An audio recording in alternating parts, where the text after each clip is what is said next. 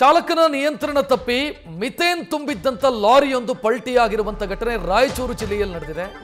ಪಲ್ಟಿಯಾಗಿರುವಂಥ ಪರಿಣಾಮ ಲಾರಿಯಿಂದ ಮಿಥೇನ್ ಸೋರಿಕೆಯಾಗ್ತಾ ಇದೆ. ರಾಯಚೂರು ತಾಲೂಕಿನ ಗುಂಜಳ್ಳಿ ಸಮೀಪ ನಡೆದಿರುವಂಥ ಅಪಘಾತ ಇದು.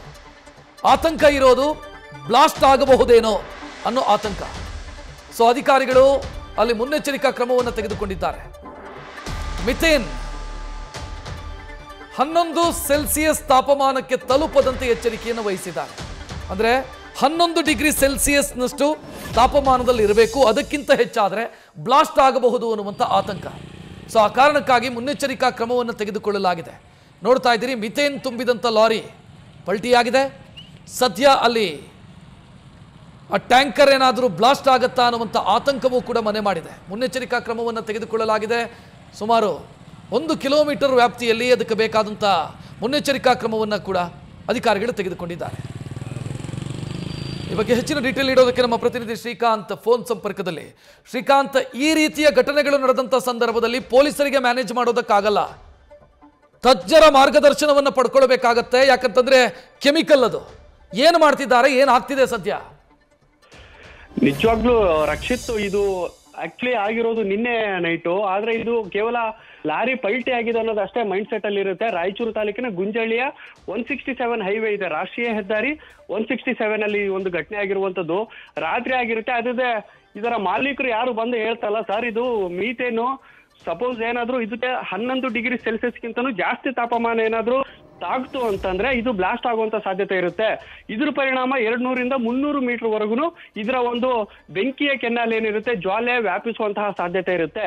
ಸೊ ಹಾಗಾಗಿನೇ ಇದನ್ನ ಬಹಳಷ್ಟು ನಾವು ಮುಂಜಾಗ್ರತಾ ಕ್ರಮವನ್ನು ವಹಿಸಬೇಕಾಗ್ತದೆ. ಇದನ್ನ ರೀಸಾಲ್ವ್ ಮಾಡ್ಬೇಕಂತಂದ್ರೆ ಇದಕ್ಕೆ ಟೆಕ್ನಿಷಿಯನ್ಸ್ ಬೇಕಾಗ್ತದೆ ಅನ್ನೋಂಥದ್ದು ಯಾವಾಗ ಆ ಮೀಥೇನ್ ಮಾಲೀಕ, ಆ ಒಂದು ಲಾರಿಯ ಮಾಲೀಕ ಹೇಳ್ತಾನೋ ಅವಾಗ ಪೊಲೀಸರು ಎಚ್ಚೆತ್ಕೊಳ್ತಾರೆ, ಜಿಲ್ಲಾಡಳಿತ ಎಚ್ಚೆತ್ಕೊಳ್ಳುತ್ತೆ. ತಕ್ಷಣದಿಂದಲೇ ರಾಯಚೂರು ಜಿಲ್ಲಾಧಿಕಾರಿ ನಿತೀಶ್ ಕೆ ಅವರು ಸಹ ಸದ್ಯಕ್ಕೆ ಇರುವಂತಹ ಅಗ್ನಿಶಾಮಕ ಸಿಬ್ಬಂದಿಯ ಜೊತೆಗೇನು ಸಹ ಬೇರೆ ಬೇರೆಯ ನುರಿತ ಸಿಬ್ಬಂದಿಗಳನ್ನ ಸಹ ಸದ್ಯಕ್ಕೆ ಸ್ಪಾಟ್ಗೆ ಕಳಿಸಿದ್ದಾರೆ.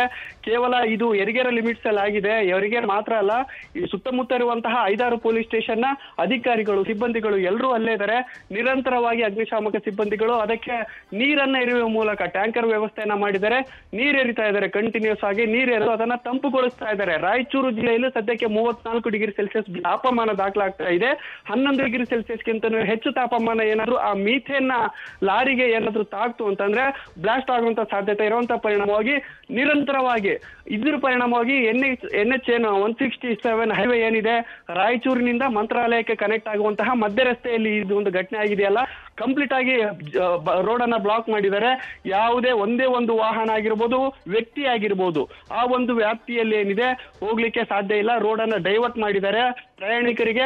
ತದನಂತರದಲ್ಲಿ ಪ್ರಮುಖವಾಗಿ ಗುಂಜಳ್ಳಿ ಗ್ರಾಮದ ಹೊರವಲಯದಲ್ಲಿ ಈ ಒಂದು ಘಟನೆ ಆಗಿರೋದ್ರಿಂದ ಗುಂಜಳ್ಳಿ ಗ್ರಾಮಸ್ಥರಿಗೂ ಸಹ ಅವೇರ್ನೆಸ್ ಮಾಡಿಸ್ತಾ ಇದ್ದಾರೆ ಅಧಿಕಾರಿಗಳು ಕಂಟಿನ್ಯೂಸ್ ಆಗಿ. ಯಾವುದೇ ಕಾರಣಕ್ಕೂ ನೀವು ಯಾರು ಬರಬಾರ್ದು, ಮಕ್ಕಳನ್ನು ಬಿಡಬಾರ್ದು, ಜಾನುವಾರುಗಳನ್ನ ಕಳಿಸಬಾರ್ದು, ಈ ರೀತಿಯಾಗಿರ್ತಕ್ಕಂಥ ಅವೇರ್ನೆಸ್ ಅನ್ನ ಮಾಡ್ತಾ ಇದ್ದಾರೆ. ಜಿಲ್ಲಾಡಳಿತ ನಿರಂತರವಾಗಿ ಸ್ಪಾಟಲ್ಲೇ ಇದ್ದು ಎಲ್ಲಾ ರೀತಿಯ ಮುಂಜಾಗ್ರತವನ್ನ ಕೈಗೊಂಡಿದೆ. ಮೀಥೇನ್ ಅನ್ನ ಯಾವ ರೀತಿಯಾಗಿ ವಿಲೇವಾರಿ ಮಾಡಬೇಕು ಅನ್ನೋ ಒಂದು ಯಕ್ಷ ಪ್ರಶ್ನೆ ಬಂದಾಗ ಮೀಥೇನ್ಗೆ ನೀರನ್ನ ಮಿಕ್ಸ್ ಮಾಡ್ತಾ ಇದ್ದಾರೆ ಕಂಟಿನ್ಯೂಸ್ ಆಗಿ. ಅದರನ್ನ ಡೈಲ್ಯೂಟ್ ಮಾಡ್ತಾ ಇದ್ದಾರೆ, ಅದರ ಒಂದು ಕೆಪಾಸಿಟಿಯನ್ನ ಕಡಿಮೆಗೊಳಿಸ್ತಾ ಇದ್ದಾರೆ. ಇದ್ರ ಪರಿಣಾಮವಾಗಿ ಅದು ಸರಾಗವಾಗಿ ಹರಿದು ಹೋಗಿ ಇನ್ನೊಂದು ಕಡೆ ಅಂದ್ರೆ ಏನು ಸಮಸ್ಯೆ ಆಗದೆ ಇರೋ ರೀತಿಯಲ್ಲಿನೂ ಅದನ್ನ ರೀಸಾಲ್ವ್ ಮಾಡುವಂತಹ ಒಂದು ಸದ್ಯಕ್ಕೆ ಕಾರ್ಯಾಚರಣೆ ಮಾಡ್ತಾ ಇರುವಂತದ್ದು.